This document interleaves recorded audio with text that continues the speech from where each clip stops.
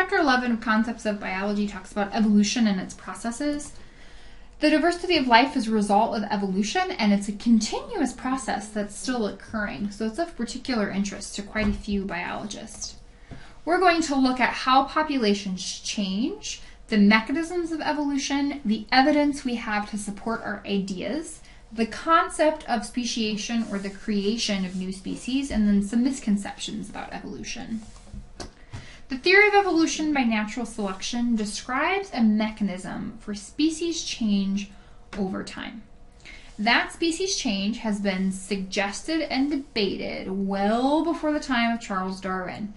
The view that species were static and unchanging was grounded in the writings of Plato, yet there were also ancient Greeks that expressed evolutionary ideas. I copied that straight from your textbook because that's a really common misconception that evolution started with Charles Darwin, or understanding of evolution started with Charles Darwin. It didn't. Evolution was actually discussed even by Charles Darwin's grandfather. People were discussing various ideas about evolution. Pre-Darwin, James Hutton was talking about geology changing slowly over time, and maybe we would be able to track changes in animals. John Baptiste Lamarck saw that animals were requiring characteristics from their parents, but he incorrectly thought that you could acquire inherited characteristics. So he thought that you could inherit an acquired trait. So what that means is that giraffes have long necks because back in the day there was one giraffe that stretched a whole bunch, and that stretching created the long neck, and therefore the babies have long necks. That same idea is that a bodybuilder should be able to have an infant born with a six-pack because they acquired a six-pack. So there were a lot of ideas about evolution, a lot of writing about evolution before Darwin ever came about. Here is Charles Darwin, and then the man on the right is Alfred Russel Wallace. They both wrote scientific papers on natural selection that were actually presented together in 1858. So both of them explored the world essentially and took a lot of notes. Darwin did his travels first in the 1830s, and Wallace traveled between the 1840s and the 1860s. And what they both found was the idea of descent with modification. Darwin tends to get the credit because he did initially write his notes and wrote his paper first. It was just presented when Wallace also presented his paper. So one of the most common examples of what Darwin saw were changes in beak shape among finch species. He postulated that the ancestral beak shape of one species of bird was changed over time to create these 4 different species. And what that means is that these 4 different species, they're not competing with one another for resources, and therefore all 4 of them could live harmoniously on this island, eating lots of different things, compared to the island only being able to support one species because everyone was fighting over the same food resources. Natural selection, Darwin thought, was the inevitable outcome of 3 different principles. Principle 1 was the idea that characteristics are inherited from your parents. Principle 2 stated that more offspring, more children are produced every generation that are capable of surviving. And Principle 3 stated that offspring are really variable among one another, and that some of those variations kind of give you a leg up and mean that you are able to compete a little bit better for those limited resources and are therefore able to survive. Because you survived with your special traits, you're going to be able to pass those special traits on to the next generation.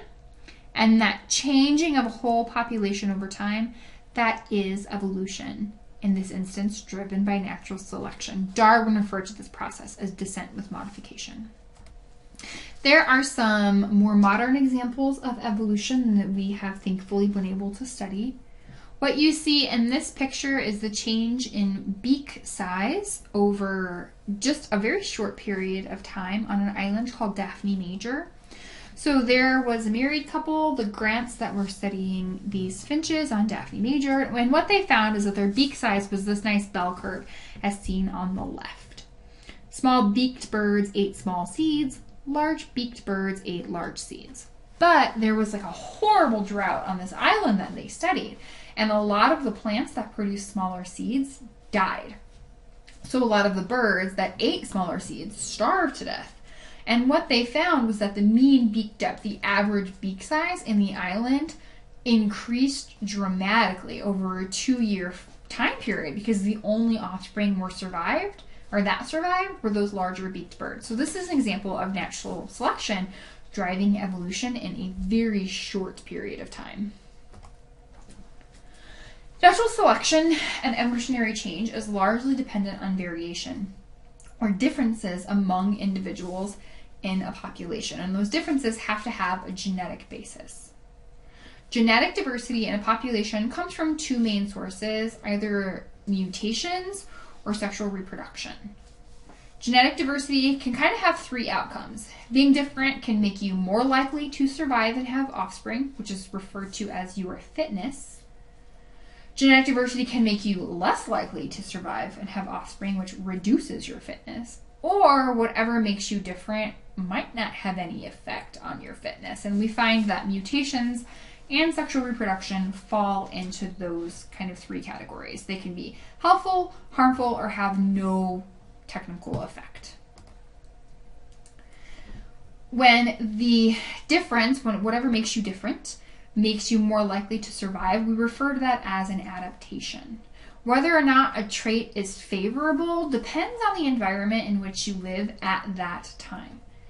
As we well know, the environment is forever changing, so what makes you better suited right now might not make you better suited in the future, which is why evolution is constantly occurring.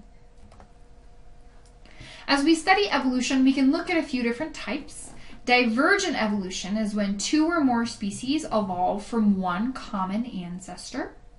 For example, all flowers share an ancestor. They have really similar anatomies, and we can pull them apart and we can see that. Hummingbirds and ostriches have a common ancestor, and one of the pieces of evidence that helps us know that is the homologous structures. They both have wings, and if you look at the anatomy of the wing, if you look at the genetic basis of the wing, you'll see that it's the same. Convergent evolution is very different. When you study convergent evolution, you'll see that some species that aren't related in the last, million years of evolution may actually appear super similar to one another, and that's because they evolved in similar environments, or they just evolved to have similar traits. So bugs have wings, bats have wings, but if you look at their anatomy, they're quite different. Bats have wings with bones in them. Bugs have wings made of membranes. So they kind of converge to look like one another, even though they are not related. An easier example for convergent evolution that wasn't in your book is kind of when you think about desert plants. Plants in the desert in Arizona can look really similar to plants in the deserts of Africa, and that's because they both evolved to deal with little water and really high temperatures. Nowadays, we understand evolution through the eyes of modern synthesis, and that's kind of a blending of genetics, the principles of genetics, and the ideas of evolution. We can back up our statements in evolution now with genetic data and genetic studies. The nice thing about modern synthesis is it's been able to kind of break up evolution into microevolution and macroevolution. When we study microevolution, we're looking at the changes that lead to a few new species here and there. When we look at macroevolution, it's changes on kind of a global scale all at once. A lot of evolutionary studies are based in genetic populations or studying gene variability. So what we can do is look at a given population and count the number of alleles that population has for one trait. Right here, you can see a graph that shows us the shift in population over time for having either these kind of salt and peppery wings or these really dark wings. So the vast majority of a population at a given time, everybody was kind of this peppery look. Being peppery meant that you did a great job hiding on particular trees, while being dark meant that you were easy to spot on trees and therefore easily eaten by your prey. However, in the example of the peppered moths, the Industrial Revolution happened and everyone started burning coal, and all of a sudden these trees surrounding cities or even in cities that used to be this pepper colored were covered in soot and pollution and nastiness, and all of the tree bark turned black and gross. So being a peppered moth actually meant that now you were a light colored moth living on a dark tree, so you were more easily eaten. So after this natural selection occurred, because you were easily eaten, you didn't survive, you didn't have babies unless you were dark, we saw the allele frequencies change quickly over time in just a few generations. And before, when we counted all the alleles in the given population, the population had way more light-colored alleles than dark ones. But thanks to natural selection, in just a few years, the population had way more dark alleles than light alleles. And that's how we can kind of use genetics to back up our ideas about evolution. We have actually seen a difference in the number of genes available to a population. So when we study the mechanisms of evolution, we look at natural selection, which we've already seen. You can study mutation, introducing new alleles into a population can make that population, or make certain members, or give certain members the ability to survive better than others. We can also study genetic drift as a mechanism, or gene flow. Let's take a look at genetic drift. So genetic drift in a population can lead to the elimination of an allele purely by chance. In each generation, a random set of individuals is able to reproduce and share its alleles with the next generation. So, I mean, every generation changes based on who had kids last time, last breeding season, last mating season. So in this image, you can kind of see a shift in allele frequency, so just counting the percentage of alleles you have in each population over time, purely because only certain individuals were able to reproduce. Genetic drift can be tied to chance or catastrophe. On the left-hand side, you see what's called the bottleneck effect, and that's tied to catastrophe. So a volcano goes off on an island, and purely by chance, some bugs die, some bugs don't die. The bugs that don't die survived by random chance. They just so happened to be, flying a little closer to the coast when the volcano erupted. So they lived. Well, they are going to have a different allele frequency than the original population. And now your whole population is going to look different just because a few individuals survived the volcano. That's the bottleneck effect. That is an example of genetic drift. Random chance affecting evolution. On the right-hand side, you see what's called the founder effect. And that's when a few individuals they create a whole new population purely by chance again. So, maybe 4 red bugs are on a stick, and the stick floats to a new island, and now those 4 red bugs are going to make a whole new population of bugs. They didn't have some sort of advantage, like being red didn't mean that they survived floating on the stick, they just did. So now evolution is going to change, their whole new population is going to change, going to evolve, because they just so happen to be on the stick. So that's an example of genetic drifts changing evolution. The final thing on that list, mechanisms for changing evolution, was gene flow. Gene flow occurs when an individual travels from one location to another and brings its novel alleles with it. So that brown bug and those green bugs, they're the same species. That bug just has the brown alleles and those bugs have the green alleles. Well, because the brown bug moved into the green bug location, it's now going to share its alleles with its new population. So the allelic frequencies of that population are going to change, and evolution can technically occur. Evidence for evolution is massive. I'm only going to talk about what's in the book. There are incredible amounts of information that you can study in this instance. We can look at fossils, which show the progression of evolution over time. We can look at anatomy and embryology, which helps us to examine the same basic form in many organisms with varying degrees of change. We can take a look at biogeography. The geographical distribution of animals follows the geographic change. We can also look at molecular biology. We can see that changes over time can be traced in genes and genetic structures. So when it comes to fossils, we have found animals like horses. We've traced them back to about 55 million years ago when they looked like really weird dogs. But environmental pressures have caused them to become faster. It has given them better teeth for grazing. They have become larger and therefore better work animals. So horses have changed over time due to natural selection, and we can map those changes by looking very closely at their skeletons. And this image, this isn't from your book, I found this online. You can find some fossils for their forefoot, their legs, and you can watch the bone structure and the skull structure changed in that 55 million period of time. When it comes to anatomy, we can see the similar construction of appendages that indicate the sharing of a common ancestor. The forelimbs of humans, dogs, birds, and whales have the exact same bone structure. That didn't happen by chance. We share bone structure because we share an ancestor that gave us the genes to make that bone structure. We need to make sure we're not confusing simple similarities with massive similarities. To make a forelimb takes an incredible amount of genes, organization, and work. Something simple like coat color, however, is not necessarily because of a common ancestor. This fox and this bird are both white simply because of their environment. Being white is a lot easier to dictate through genetic change than creating a whole limb structure. Here's an example of that biogeography being able to change the track the evolution of plants over a given space.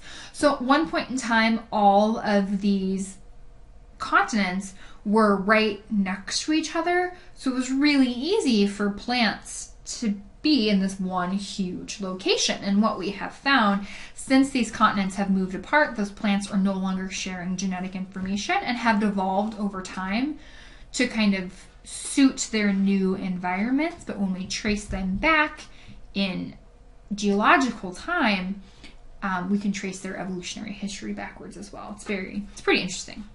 So we keep talking about the creation of new species and species changing over time. But what exactly is a species again? Maybe you've never really thought about it.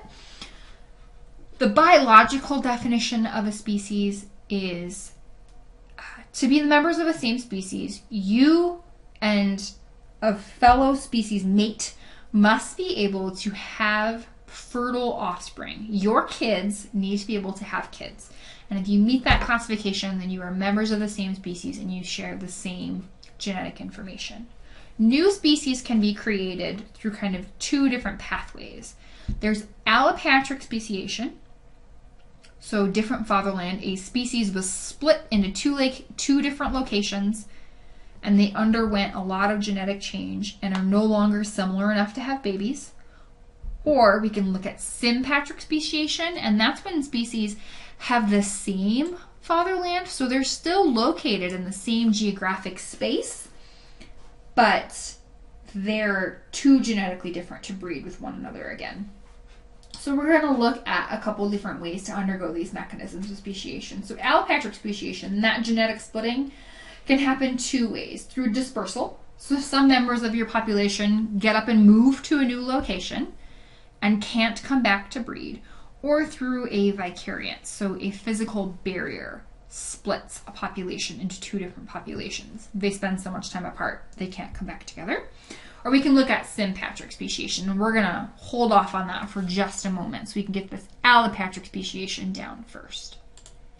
So this right here is the only illustration that Darwin chose to include in the origin of species. And what he's showing us is these different colors of elephants and their ancestors have changed over time and have developed some of their biggest differences as they have been geographically isolated. There are elephants in Asia and there are elephants in Africa, and they look vastly different from one another, and they do well in very different environments.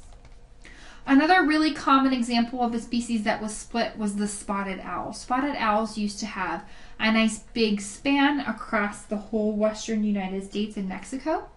But now they are split in geographically separate locations due to a big old mountain range that's right there. And we have the northern spotted owl and the Mexican spotted owl. They shared an ancestor, but they have been split for so long that they have now developed different characteristics, different adaptations for their given environments. And they would no longer choose to mate with one another and are therefore different species. It's important to note as we talk about all these speciation processes that one species doesn't necessarily just become two. Here we see an example of honey creeper birds that have undergone adaptive radiation, and this is an example of one species becoming many different types of honey creepers. So please don't limit yourself as you consider these examples to one species only splitting into two. They can actually split into many. The most common example that we run across are the squirrels of the Grand Canyon. The canyon didn't used to be there. Obviously, it has evolved over time, and as it evolved, it split a population of squirrels into two different groups, and we end up with the north rim squirrels and the south rim squirrels. The north rim squirrels are more adapted to the really cold winters up there and have higher fat resources, or fat reserves, I should say, excuse me, and much fluffier tails and fluffier bodies. Well, the south rim squirrels are more suited to the hot summers, so they're very skinny and they don't have much fur. But it's a good example of this allopatric speciation. They have just changed over time to suit their given environments. So let's take a look at the sympatric speciation, because that's usually a lot harder for students to understand. How do two different species diverge from one another in the same place? Like there aren't any genetic barriers, or you wouldn't think there would be any barriers to keep the offspring from mating with one another. And what we end up with are something called audiploidy.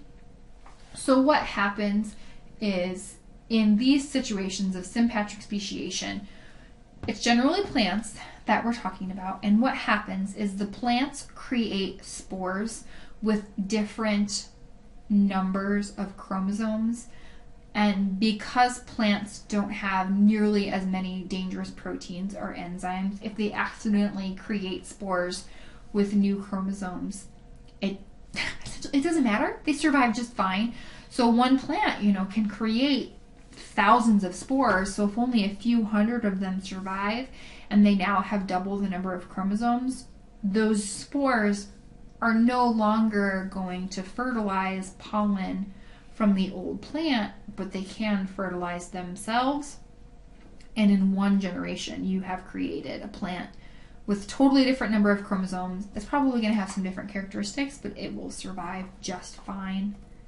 Here's another example of how that actually can occur. So you can see one species creates a perfectly normal gamete, and another species accidentally creates a polyploid gamete, a gamete where it didn't split any of its chromosomes. But those two gametes come together anyway, and you end up with an organism that has an odd number of chromosomes. You might be thinking, well, in meiosis, we always split everything down the middle. You can't split an odd number in two, so what are you talking about? It just comes together with another awkwardly numbered gamete and creates a plant that has an even number of chromosomes. I realize that sounds super odd, and it doesn't sound like it should be variable or should be viable, It doesn't sound like those plants should be able to survive. But because plants are capable of self-fertilization, and because plants are capable of mixing awkward number of gametes together, they can survive these strange polyploidy and alloploidy instances just fine. And you come up with brand new plant species in the exact same field as their parent plants that have a very different number of chromosomes and a different set of characteristics. There are different barriers that come up in these situations that keep new species apart from one another. So we say we separated these owls for 100 years. What's keeping them from from mating if they ever do come back in contact with one another, we can consider pre-zygotic and post-zygotic mechanisms that might keep those owls from mating if we brought them back together. There are 4 different, we call them barriers, that will keep them from mating in the first place. So one might be temporal isolation. Those different types of owls might choose to mate at different times of the year. The females might be ready to have babies in spring, but the males are not ready to reproduce until fall. So those 2 species are not going to mate. They might be ecologically separated, so they're looking to mate in different locations. Maybe one, travels to a different type of forest to mate, and one travels north and one travels south in order to mate. Well, they're never going to meet. Their behaviors might isolate them. Maybe the birds have started singing different mating songs, so they don't speak the same language, so they're not going to choose to mate. Or their isolation maybe might be mechanical. They might have developed differently shaped genitalia, so they can no longer undergo sexual reproduction, and that might keep 2 species separated, even though they used to be able to mate with one another and create fertile offspring. There are some post-zygotic barriers that can keep new species apart. In post-zygotic barriers, usually we're looking at the hybrid viability or fertility or their breakdown. So 2 different species. They used to be one species. Donkeys and horses have a common ancestor. But now when donkeys and horses mate, they can produce mules, but those mules are infertile. Therefore, we consider donkeys and horses 2 different species. They can't have fertile offspring. In some cases, 2 species might come together and produce an offspring that never make it to adulthood. We refer to that as inviability because they don't survive. Or a final example of a post-zygotic barrier why 2 different species won't come back together is because the hybrids break down. So maybe their hybrids do survive to adulthood and they can produce offspring, but that second generation, that F2 generation, they don't survive. So there are a lot of barriers that keep species from coming back together. We do have some examples of speciation that we're still finding, and we're still kind of surprised by them. These are artistic renditions of cichlids from Lake Victoria in Africa. These fish are all the same species and they all live in the same lake, but they're an example of an animal undergoing sympatric speciation. And what happens is the mouth of these fish has kind of slowly developed to be a little bit different than the other cichlids, and it allows them to feed from another food source. So this population can support like 100 different species of cichlids purely because they have different plant sources that they're feeding off of. So this is an example of sympatric speciation in animals. It's not very common, it's not very well understood, but we do see this sympatric speciation. And it turns out that these 2 different types of cichlids, in this instance, they're showing you the different lips. These won't mate with one another, so technically they're considered different species. The last section in this particular chapter is common misconceptions about evolution. We're just going to fly through these really quick. Misconception number 1 is that evolution is just a theory. If you ever come across someone who says that something in science is just a theory, they clearly don't understand the basic foundations of science, because it takes a ridiculous amount of work for something to be considered a theory, and it takes many years and hundreds if not thousands of scientists' input to create a theory. So someone who says just a theory doesn't understand the definition of the word theory. Another common misconception is that individuals are capable of evolving. When we're talking about evolution, we're discussing a whole population changing, a whole population shifting to a new norm, essentially. Evolution doesn't even attempt to explain the origins of life. Evolution is attempting to explain how life changes, not where it came from. Organisms don't evolve on purpose. They can't decide to evolve, and they're not evolving towards a higher order goal. They are just changing in response to their environment. Evolution is controversial. Another misconception is that evolution is controversial among scientists. It's not. There are some people that are upset with the idea that evolution can explain the origin of life, but evolution as a mechanism for changes in population is just not negotiable for anyone who understands the data. And the last misconception they discuss is that other theories should be taught in evolutionary science courses. Evolution is a science and is therefore taught by scientists. Kind of other ideas that are not science-based shouldn't be taught by scientists because we're not experts in those. We're experts in evolutionary science, so let's continue to teach evolution.